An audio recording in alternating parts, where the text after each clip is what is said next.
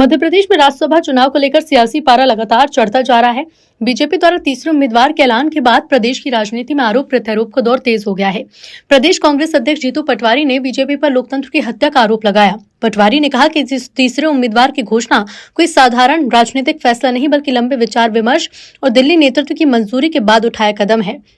उन्होंने दावा किया कि बीजेपी तीसरी बार विधायकों को तोड़कर जनादेश को प्रभावित कर लोकतांत्रिक व्यवस्था को कमजोर करने की कोशिश कर रही है। कांग्रेस का आरोप है कि ये चुनाव जीतने का नहीं बल्कि जनमत को दरकिनार करने की रणनीति है। बीजेपी आरोपों को निराधार बता रही है। ये मध्य प्रदेश के प्रदेशवासियों को समझने की आवश्यकता है कि जब तीसरी कैंडिडेट की घोषणा भारतीय जनता पार्टी ने की तो बहुत मंथन के बाद दिल्ली से परमिशन ली, पूरा नेतृत्व इसमें निभाया हुआ।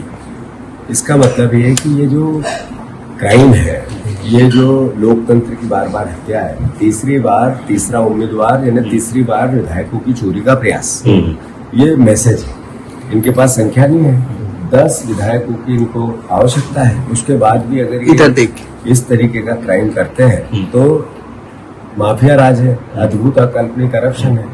एक तरफ नरेंद्र मोदी जी देश से डॉलर के मुकाबले रुपए की रक्षा करने के लिए जनता से गुहार करते हैं। भारतीय जनता पार्टी के पास अद्भुत अकल्पनीय पैसा है। ये हॉर्स ट्रेडिंग जो खरीद फरोख्त में भरोसा रखते हैं, ये अपने बिल्डिंग बनाने में बड़े बड़े अद्भुत अकल्पनीय ऑफिस बनाने में भरोसा रखते हैं। चुनाव में अकल्पनीय पैसा कैसे खर्च करके सत्ता पर हथिया सके इसका प्रयास करते हैं। ये प्रयास करते हैं। बीजेपी का 1 नंबर का जो अकाउंट है उसमें अरबों रुपए पड़े हैं, 14,000 करोड़ रुपए पड़े हैं।